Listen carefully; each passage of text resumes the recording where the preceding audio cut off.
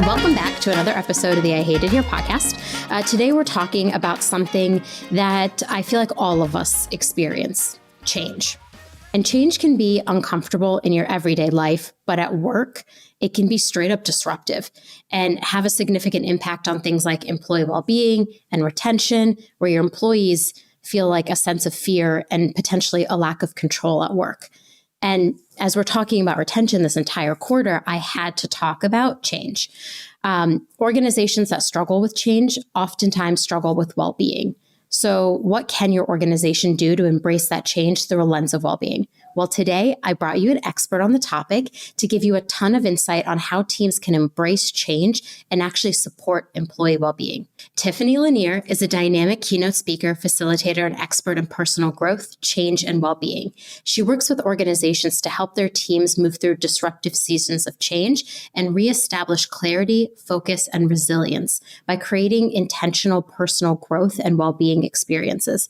Tiffany has helped thousands of leaders all over the world rediscover who they are, what matters, and how to develop systems of support so they can shift into the highest potential and possibilities in the midst of great change. So Tiffany, welcome to the I Hate It Here podcast. Hey, I'm so excited to be here. Thank you for having me. I'm pumped. Tiffany and I met last March or this March. Wow, I don't know how time flies, honestly. It feels like it's been a million years. It's already May. I know. It's May 1st, so we can't let this episode slide without me going, it's gonna be May. And sync, anyone? My favorite.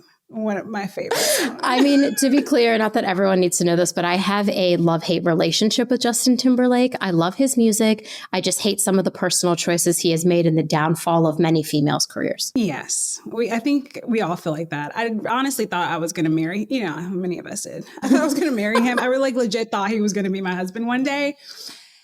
But I think maybe I'm okay with it not working. He should marry Jessica Biel. It's totally fine. It's funny because he recorded his first album in Virginia Beach, where I'm from. So I was like, oh my God, I'm going to meet him. He's like collaborating with Pharrell. This is it. I'm going to marry Justin Timberlake. And could you just imagine? I was like 10 years old. What was I doing? He was like 8. I know, that's all of us. We're all like 10, 11, 12. We're like, that is my husband. That's my husband. And that's so creepy of us. Okay, anyways, that's a whole episode I could truly do about like the evolution of my love and hate for Justin Timberlake. I wake up once a month, literally like once a month. I'm just like, I'm mad at Justin Timberlake today. And all my friends have to hear it. And they're like, what is this? Let it go. And then when Britney finally published her book, I was like, yes, now everyone hates Justin Timberlake with me. But I won't lie, his first 2 albums are my 2 favorites, so we're good. Okay, back to the podcast episode. Okay, Tiffany and I met in March at HR Transform. First of all, great conference. It was so fun to meet everybody. That I think was the highlight for me, just getting to meet really cool people. And Tiffany and I met, and I feel like we kind of hit it off. I think so. We had a vibe. I think we had friends. I think we were friends. Yeah. And then when we talked about you coming on the pod, I was like so excited because the work that you're doing really around change and well-being and helping leaders be the best versions of themselves is so relevant to the work that HR is doing all the time. We're constantly navigating change, especially in like the last 4 years. So I'm super excited to get into this topic with you. But before we do, I've been asking every guest this season, what's one thing a company could do that would make you want to quit? So I knew this question was coming, and I've been thinking like, what? Well, I quit my first 2 jobs, and then I became an entrepreneur. So there's that. And the first was lack of growth in pay.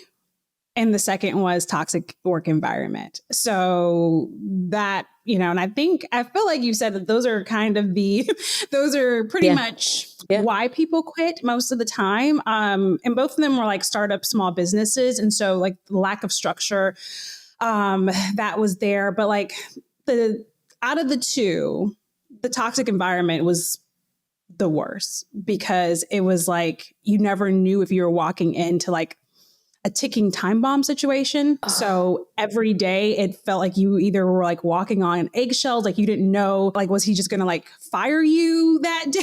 Like you didn't know what you were walking into, and it was hella stressful. And I'm like, no, this is not for me. Yeah. It's not going to work for me. That sounds awful. Like I talk about this quite frequently, and it's May. So this is a good time. It's Mental Health Month, right? May is Mental Health Month. I didn't just make that up in my head. I was like, did I just make up all month? That is correct. May mental.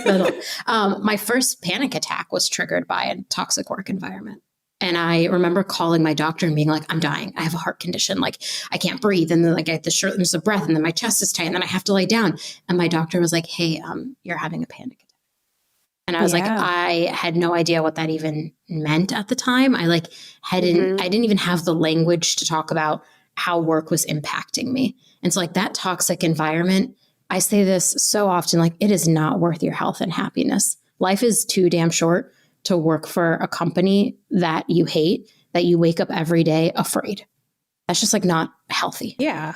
I mean, it was, it actually was a catalyst for me because I ended up turning that company and the company that I left them for into my first set of clients because they still wanted my skills. And so I'm like, I think I'm just going to try this thing on my own because at this rate, I might be better off by myself. Yeah. And it worked out luckily in that regard, but it was a really, all the employees at the time, like they just didn't even know, like, could they go to, the leader for any, like, it was bad. It was bad. I don't wish that upon anyone. And I've been hearing a lot of stories of other individuals with similar stories as to mine, if that one in particular. And I'm like, it's sad, the trauma that ends up being caused by these types of environments. Yeah, I feel like I couldn't trust people for so long after that environment. I couldn't trust anybody. Even now to this day, I still feel like a little distrustful of every single human.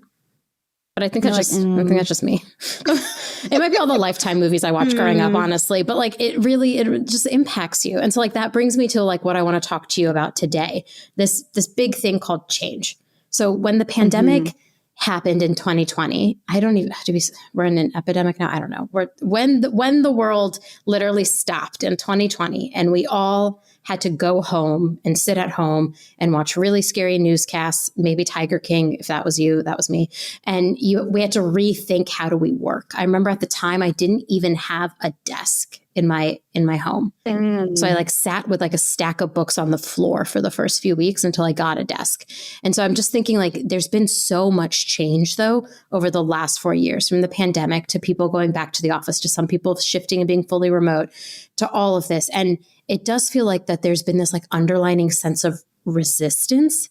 And so I want to kick off our conversation with that. Like, in what ways can resistance to change actually impact our overall sense of well-being? Yeah, resistance. That's a good one because most of us are resistant to something, and change is usually the thing that we're resistant to because we're fighting, right? So resistance is a form of fighting. And if you're constantly in fight, that's going to impact your well-being, like in the most simplest terms. Why we're resistant is far and wide, right? The reasons for being resistant to different types of change. I think when we think about the pandemic, we didn't know what was happening, right? We're entering, like you said, you are all of a sudden, I was working from home at the time. Actually, I was traveling at the time. I was speaking and I was all the way like across the country. I live in South Florida and I was in California. And I had been in California basically the whole month of February leading up to March. So talk about like anxiety on 100. I was so far away from my family. I had multiple back-to-back speaking engagements. And all of a sudden, everything is shifting like right before my eyes. And I'm wondering, am I even going to be able to make it back home before everything shuts down? It was insane. But I did. I made it back like literally like a couple of days before everything shut down. Yeah. But when we think about resistance to that moment, you're resistant to everything that you know changing at a drop of the dime, right? Everything that you know, the way that you live, the way that you relate to other people, the way that you work. So resistance is, I can't believe almost that this is happening to me. So I'm just going to shut down, or I don't believe this to be true, or I'm not going to do anything to help it. Obviously, it's different with the pandemic. Also, resistance comes in the form of fear, right? Just being fearful of all the changes that are happening right here, right now. And so shutting down becomes a part of an act of resistance. I think about, just fight, flight, right, and freeze. Yeah. So we're either fleeing away from something, we're either fighting it, or we're freezing in that moment. And so what does that look like for us when we're going through these different institutions of change experiences? And so when it comes to your well-being, it impacts everything. The more that we fight the change that's happening, whether it's change that is unexpected, like a global pandemic that just shows up at your doorstep, or change that you're even trying to initiate yourself. Like, we're resistant to the change that we initiate too. So it's not like it's just the change that happens to you, but it's the change that you want to make. And your resistance is the unknown, it's the uncertainty. And that's going to have a huge impact on your well-being if you don't know what to do in those moments that you are currently resisting. Oh, that's so interesting. I need to do like a deep dive on the human psyche. Like, if I had time on my hands, I would go back and get like a psychology degree, because I'm really fascinated about why we don't like change. Because we're like pretty set in our ways, right? Like, once we reach a certain age in our life, like that is it, our personality, pending anything critical happening or massive to our lives, our personalities are like pretty set. Like, I'm not going to wake up one day and be like a very different person, right? But I think that's just like so interesting, like that resistance and the fight or the flight. When you said we're all resistant to something, my first thought was authority for me. I have like a real problem with authority. I'm resistant to all forms of authority. I mean, like, you're an entrepreneur, so you are your own boss. But like, that was literally a thought I had. At the end of the day, I was like, oh God, my resistance is like to authority. But I mean, it's a really good point. The fight or flight and how it impacts our well-being is like, when that's triggered too, it's like now you're at a higher sense where I feel like then that resistance on top of everything happening at work can also just like send you over the line where you really are going to suffer and struggle.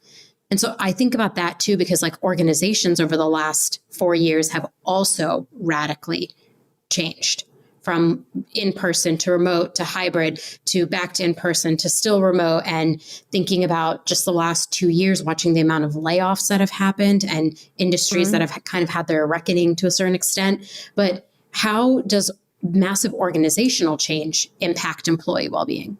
Yeah, I mean, we're human. So first, let's just forget about that. Like, we forget about that sometimes, honestly. Let's just like call that part out.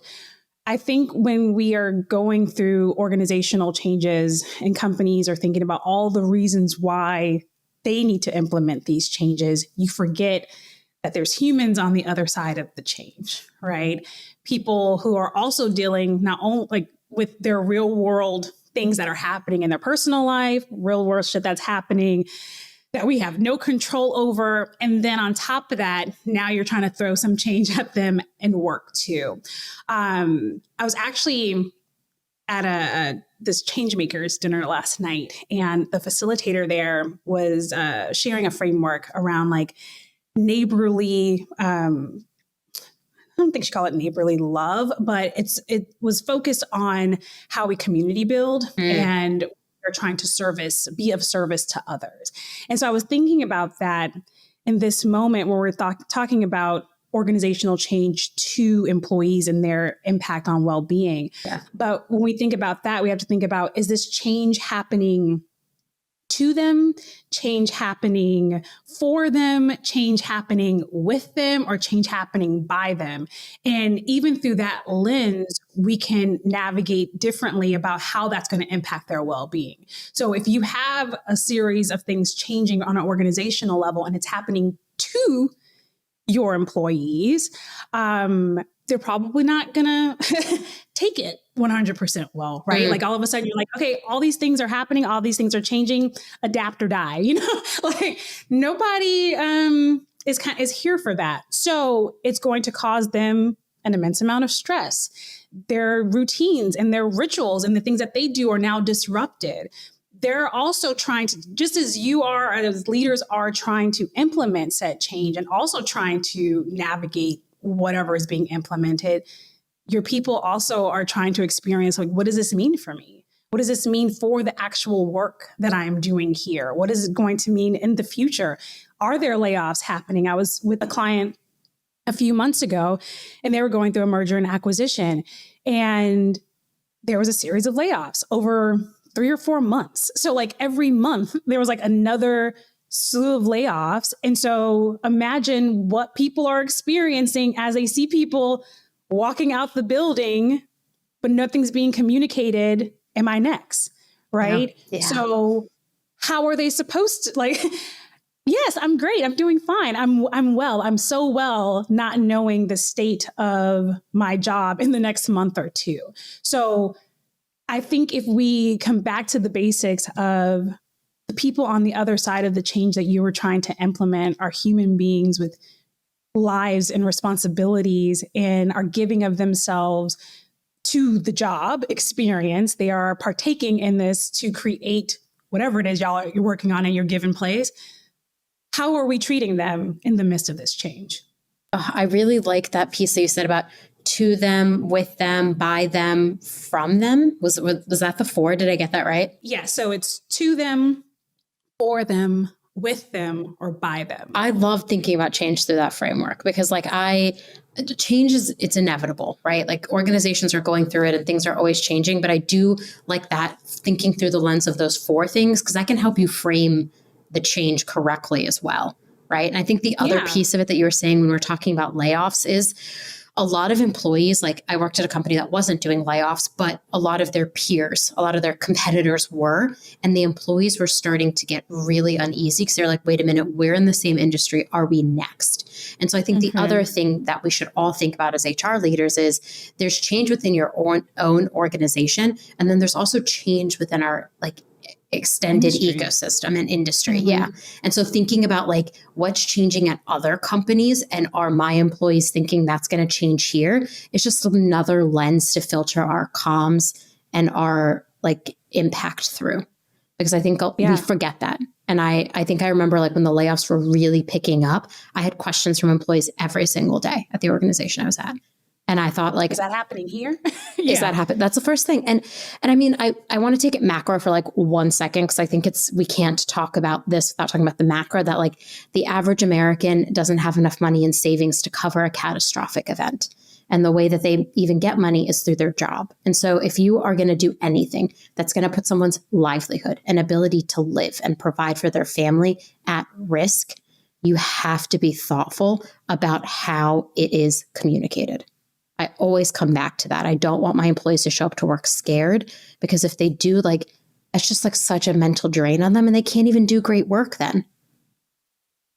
What's the point? What's the point? Right. If we're really talking about, everyone wants to have a conversation about productivity, what makes you productive. Being well helps with being more productive. And so that comes to the levels of thoughtfulness, right? The do unto others as you want to be done to you.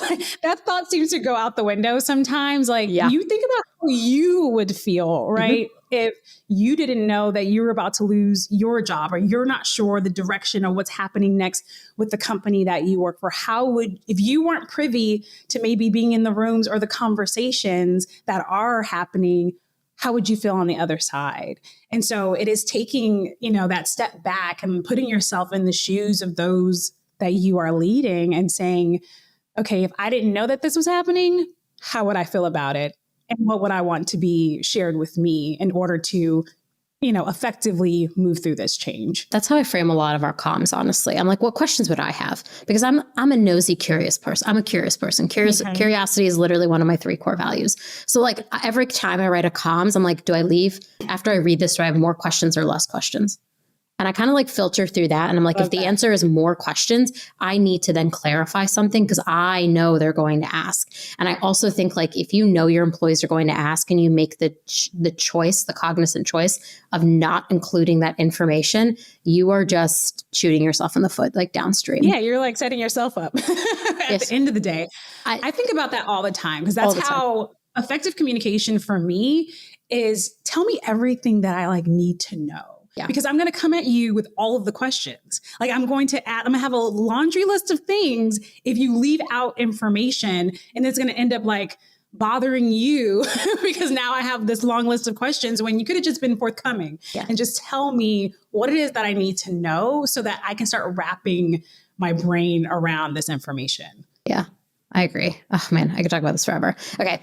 Pivoting for 1 second. So we've like talked organizational change, how it impacts the employee. I want to dig a little deeper into employee because we are, as HR professionals, constantly trying to support our employees. So can we talk a little bit about like the challenges that employees might actually face in maintaining their well-being during periods of significant change in the workplace? Like what kind of challenges should we be thinking about for our employees?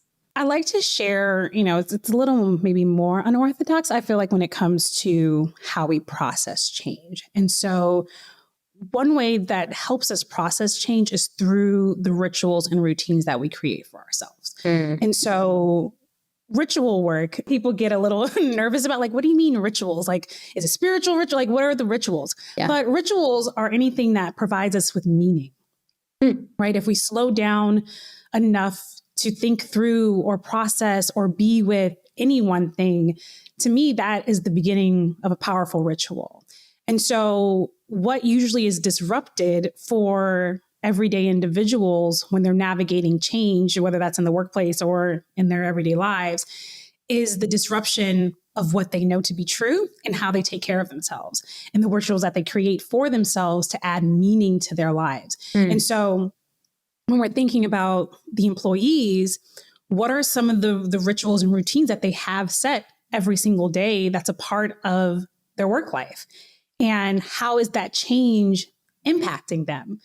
Do they not get to, come straight into the office and do what they always done? Is it a meet, with the team? Like, what are some of the things that are happening and what do you want to happen so that things don't get disrupted? And so I would love everyone to start looking at what are some of the things that we are used to doing every given day, and will this change that we are implementing disrupt those patterns of behavior, those habits? And what is it that we now want to implement that can create something that also adds meaning to our employees' lives? Because what they are going to be dealing with is the stress, is the resistance, potentially anger, potentially confusion. All of these are going to be a part of the repertoire of the bag of change, right? And so if we can infuse more meaning, and this goes back to even what we talked about a little bit earlier, change happening for them. Is the change for them?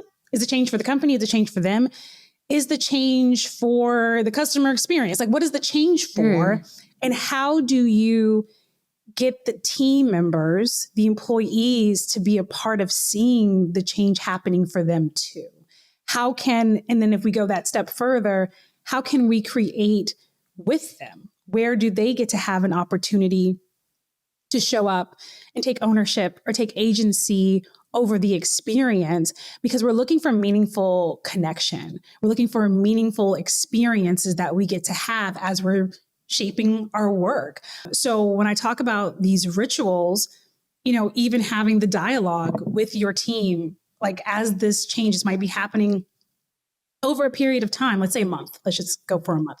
Things are being implemented every single week for the next month. Okay, on Mondays, we're going to come together. We're going to have a huddle. We're going to have a huddle, and we're going to just share and jam about different ideas around the change that we are implementing and what are ways that you want to participate in this, right? So so that not only creates meaning, but now there's like a ritual that we are creating together as a team every single week as we move through this series of change. I really love that. The coming back to something is just so important, and bringing employees into it. Like, I was just thinking this as you were talking, the what's in it for me drives a lot of my thought around change. Is like, if you can frame a change to the employee about like what's in it for them, I really feel like then it's received even better. Right? Like exactly what you were saying, like thinking about the rituals that are going to be disrupted, but also posing it as a what's in it for me goes so far. It's like it's a marketing tactic, but at the same time, like I might get heat for this. Oh, I don't know if I should say it, but I feel like human beings are like kind of selfish. We exist in like a selfish mindset. And so a lot of your employees are thinking like, how does this impact me? I want to know about me. at the end of the day, we are more selfish beings. But everything does impact us all on some level. Yeah. And so knowing how this change impacts the individual and then flipping that on its head, how can I be a contribution to this change for where we're headed next for the company too? Like it goes both ways. And so I think if you're able to frame the what's in it for me and then come back around and say, by you seeing this value for yourself, imagine your contribution, right? Like now we're doing this together. Like this is an us move versus listen, everything's changing. Okay. Starting next week, everything changes. And this, and this is about to happen to you. So be on board or don't, like, I don't, whatever. Like that's not the attitude. That's not the attitude we want. So we want to be able to showcase how this change is going to positively impact, because that's the goal usually of changes, is to be ahead of something, to be more innovative, to keep up with the technology that is happening, to ensure that there is goodness coming out of this outcome, that, or at least that we're intending that there's going to be goodness coming out of this outcome. And so ensuring that everyone has a role to play in being able to see where resistance will come, right? So having that foresight of, okay, someone's going to be resistant to this change. Okay, what's my game plan for the different types of resistance that might come up?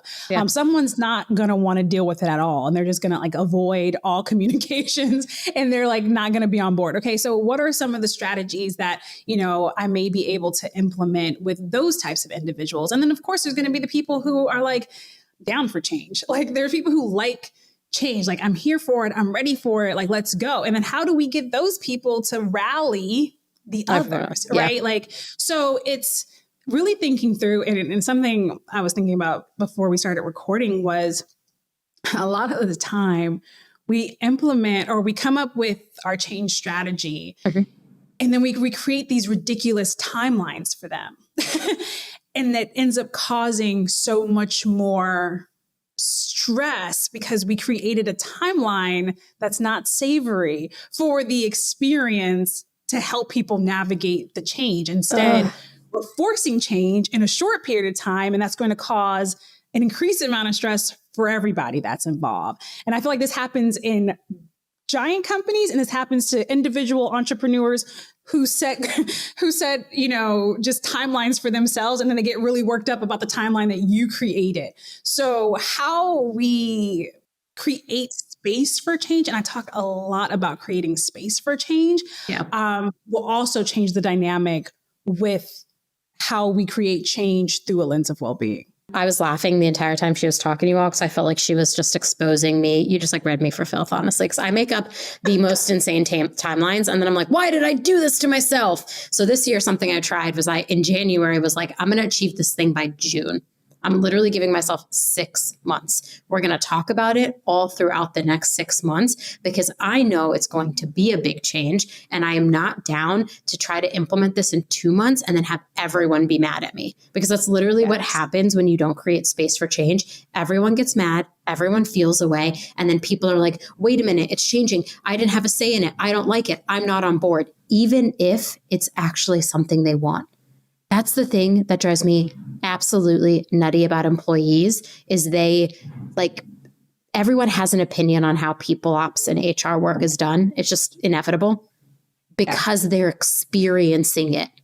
And so when you create and have enough space for change, like the 6-month runway I gave myself, then you have enough time to take in their feedback, even if ultimately you're not going to do what they say. Just giving them a space to say, here's how I feel, just wins. You win in the long run. I have seen that pay back dividends. 100%. And it's always so interesting to me how many people don't get that. But, it takes conversations like this to be like, oh, damn, that's what I do. And no wonder everyone's mad at me about, this thing. Or no wonder I'm mad at myself. I'm mad at myself a lot of the times, honestly. When the employees are mad at me, I'm like, get over it. You're mad at you because you are also stressed out by the decision that's being impacted. And I do this daily newsletter on LinkedIn called A Morning Note. And it's just like little like motivation, inspirational shares to help people get through the day. And one of the ones, I think it was this week, was stop stressing yourself out. And we think about everyone else who stresses us out because that's like my boss is stressing me out, a leader stressing me out, my husband stressing me, like someone, my kids stressing me out, everyone's stressing me out. But I'm like, what about you though? Like, what about the timelines that you created for yourself, the boundaries that you didn't keep, like these are all things that we also do to ourselves. And so when we are feeling really stressed out, we have to analyze, like, is it others? And it's usually yes, but how much of that stress are you contributing to yourself when it comes to the changes that you're trying to implement? And so space for change changes everything. Do you have any recommendations for someone? So like, I have the relationship with my CEO, my co-founder to say like, I'm going to do it on this timeline. I know there are some people listening that don't have that, whose their CEO wakes up and says, I want to have a new performance management system in a month. What suggestions, if any, do you have for trying to create that space? I think this comes down to communication, right? Like, so communicating effectively to the CEO, hey, so I know you really want to achieve this outcome in the next month, but let's think about how this may negatively impact our people, our outcomes. And if we can actually do this on a timeline of 90 days, that would give people more time to do X, Y, and Z. It's always like making a case, right? A lot of the time as visionary leaders, don't always see, like, they see the big picture of everything. So they know like the big picture outcome, but the details are murky, right? Like, don't really see all the intricacies and the details of not only implementing this particular type of change, but all the people and the moving pieces that will make that change come to light. So if you're able to really articulate, and I mean, this also is going to depend on the person, right? The CEO would have to have like the empathy, the understanding, the willingness to listen, the willingness to say like, I trust what you're telling me. And you probably like, let's go with that instead of this. So all that's going to depend on your person, right? But I think that if you have that understanding and you know how it impacts your people, you know that it's not going to really be feasible. It's going to be a fucking cluster. Like, then you have to be willing to communicate that and say, per my recommendation, I really think like this is a better timeline. And then you said it. So if it gets shut down, you come back and you're like, well, I told you it should have been 90 days. I told you it should have been 6 months. But here we are. So maybe next time, let's mark this. Next time we should do it the way that I originally said it the first time so that we don't face this chaos. Oh, I feel that. The one tactic I also deploy is I'm like, what problem are we trying to solve? And I want the person to articulate to me, like, what is the actual problem? Because most of the time, the problem they're trying to solve is so far down the line that I'm like, oh, you're trying to solve something that like could happen in 6 months. So why do I have a 30-day deadline to implement something when I could have a 90-day deadline and then do it even better? So I always love asking, like, what problem are we trying to solve? Because I think that gets the person articulating. And then suddenly they're like they're like, oh, well, we don't actually need to do that in 30 days. You're right. We do need to do it in like 90 days. But I also love your approach of explaining it's going to be better executed should I be given more time. But I don't know. HR can be reactive at times. Ask more questions, like get to like, what is this outcome? Why now? Why 30 or, whatever the timeline is. And if you're able to communicate that, I do think that will go a lot further than if you're like, I just don't think we should do it, or I don't think we should do it in this timeline. But starting to make that case we all know that there are challenges that come with change, no matter the change that's being implemented. Yeah. So what happens if we created more space and time to actually see that change come to life in a way that will be more effective for everybody that's involved? I think change management needs to be like a core skill and competency taught to like all leaders, but especially HR. Because like until I started really doing organizational change, I didn't know everything I was supposed to be doing. It like took a lot of research. I talked to a lot of friends. I was like, I need to make this change at work. How do I do it? I'm not going to lie. The first few times I tried to change something at work, it failed. I got bad feedback from the employees and it didn't work out. And it's because I did things like I didn't create enough space for the change. I didn't get their buy-in and their feedback. I didn't think about how to frame it for them. And so like, I'm coming back to this and I'm like, I wish all HR people took a course on change management because I feel like it would actually make our jobs so much easier. This other thing I've been thinking about a lot, other than that HR needs to take a course on change management. Please don't come for me when you listen to this episode, HR people. I love you. I'm here for you. I feel like we hear a lot, like a lot of my friends have people at organizations that say the phrase, this is how we've always done it. And nothing is like a bigger red flag or grates on my nerves more than someone saying, this is how we've always done it. And so I want to touch on a little bit like for the HR people that are listening, how does actually embracing change contribute to our personal well-being? Like thinking holistically about change. This is how we've always, I also, big pet peeve. It's not a phrase that I care about. This is how we've always done it. So is this how we always have to continue to do it though? Is like the counter to that question, right? If we've always done it this way, and how has that worked out? Like, it's usually has it always worked out, or is there room for improvement, right? Is there room for something better? Is there room for innovation of this thought, of this process, of this way of being? But it really it goes back to that resistance that we started off the conversation with, like being resistant to what you don't know is possible. So you can get really stuck in, well, I know this way, even if this way is shitty. I know this shitty way. So I'm willing to just be here because like I know it. But to move into this space of the unknown, of a different way, you don't know, is it going to be a positive outcome or even a worse outcome, right? So I think that's always the challenge when we think about that level of conservatism, because that's what that is. Like you're trying to conserve this way of being, this level of thought, and not thinking of like, well, what does progress in this actually look like? So how does to answer the question, how does embracing change shape our personal well-being? Well, the more we get to embrace it, we actually release the reins a little bit, right? Just think about, let's go with reins.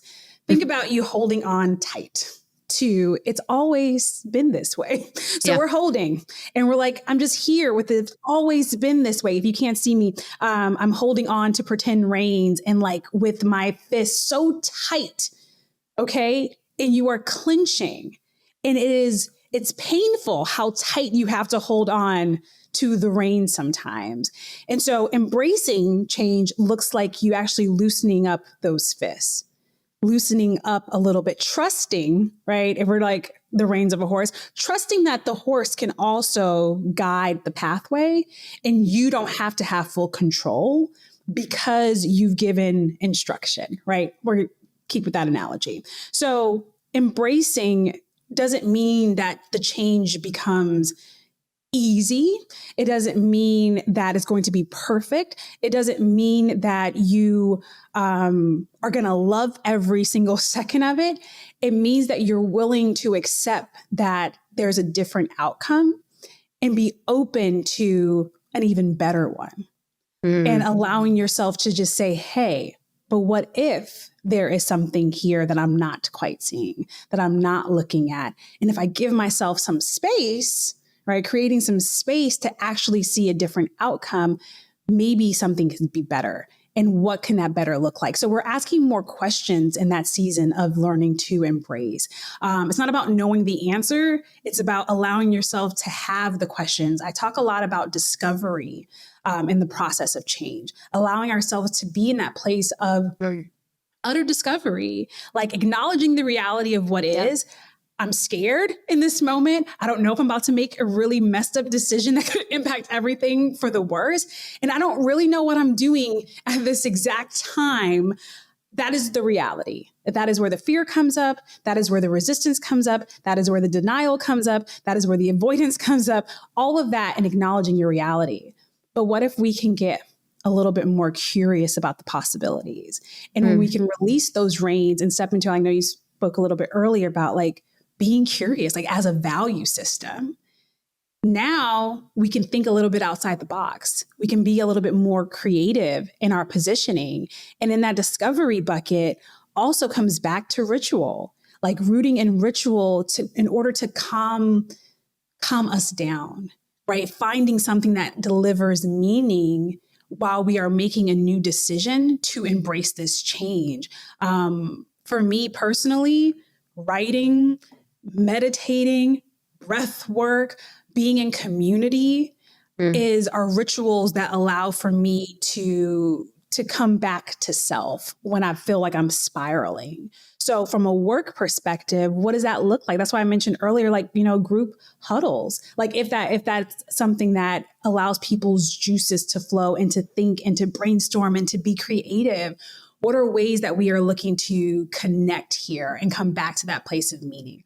All of this is embracing change. And when we can do that, it becomes like that mindset shift that we need in order to actually show up to what could be a very chaotic moment. I love all of that. I was just thinking as you were saying that, like, while curiosity is one of my core values, there are still moments where I am really resistant to change as well. And I have found that I made my motto this year, less hang-ups, more hangouts. Because I realized that like I didn't want to keep being hung up about things. And I felt this like overwhelming need to control everything. And I really was like, what am I doing? Like, why am I upset every day? This is unnecessary. And so like literally when I find myself start getting into that state where I'm agitated, usually I like sit there and I'm like, what am I agitated about? Oh, this thing is being done differently than I would prefer it be done. But does it really matter? Like I kept asking myself, like, does it really matter? And I kept reminding myself, less hang-ups. I don't need to be hung up on everything. I can let things happen in different ways than I would prefer, as long as at the end of the day, my compass and my focus is this what's best for the business? Is this what's best for the employees? I can let it go on how it actually gets done. You know, that's a ritual, right? That whole affirmation, like less hang-ups, more hangouts. Like you come back to that. So that's why I'm saying like the power of meaning behind some of these initial things that we do helps us in these moments when we're getting really caught up in things that we don't need to be caught up with. So I love that question. Does this really matter? Does this really matter? And so creating, and that's what I love about, you know, words for the year or phrases or songs. Like I used to teach workshops that I would have people choose the word, the phrase, the song, the color. All of these different things are ways, are very small rituals that bring us back to the meaning and the joy and the decision-making that we had when we were in our right brain. And so when we get out of not the right and left hemisphere of our brain, but like when we're in that place of that higher version of ourselves, right? And so when we find ourselves in that feeling of heaviness or discomfort of the uncertainty around whatever is happening, those small rituals and things that we do, those sayings, those affirmations, like those are how we incorporate it back into our everyday, the everyday changes that we are experiencing. So I love that you had that for yourself. I didn't even know that was a ritual. And now I have a ritual. Yay. You do. I literally tell myself at least 3 times a week, less hangups, Hebba. Like you do not need to have this hang up right now. It is unnecessary. And it is like damaging my mental state. It's damaging my well-being, and it's damaging my ability to like be creative. I like felt this like creative drain where I wasn't inspired by anything because I was so hung up on all these other things. And I just was like, I have to let them go. But I'm like, my heart goes out to like the HR industry in general, because we're like one of the industry that has like highest burnout, highest job change. Like we're taking care of everyone else. a lot of times, a lot of HR people, I hate that analogy about like the mask, put your mask on before you help somebody else. But I hate that analogy because I just know how many times it's been said in HR. People are like, well, I'm still burnt out. And I just wish I could tell more HR people, like, find your ritual. Like the motto, less hangups, more hangouts. It's actually really been guiding me. It's been my North Star this year. I love it because like it's what I preach so much. When I'm doing my talks and I'm doing these workshops, this is a part of the work that I do, like helping you create what that is for you, because it's going to be different for everyone. And I think that's also important when it comes to well-being, is there is no one size fit all approach. And that's usually why well-being efforts tend to not go over as well, because you're like, everyone, we're going to do this mindfulness activity together. And some people are like, this is like not my, like, this is not how, like, this doesn't help me feel well to that person. For some people it does. And so creating the space to help people navigate and find what best works for them also is how you help people learn to embrace these different periods of change and help cater to their own well-being. I think about, all the EAPs, right? The employee assistant programs that you may have. But it's not going, like, depending on how many you have or the types of programming, it might not cater to everyone, but this is where the feedback, like, what is it that you may need, right? Change or well-being being forced upon you is also an interesting idea, right?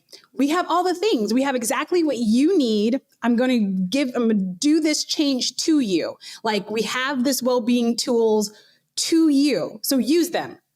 And people are like, I don't want that, or that's not what I was thinking, or this is where the for you is maybe not also appropriate if you don't really know, if you haven't gotten that feedback.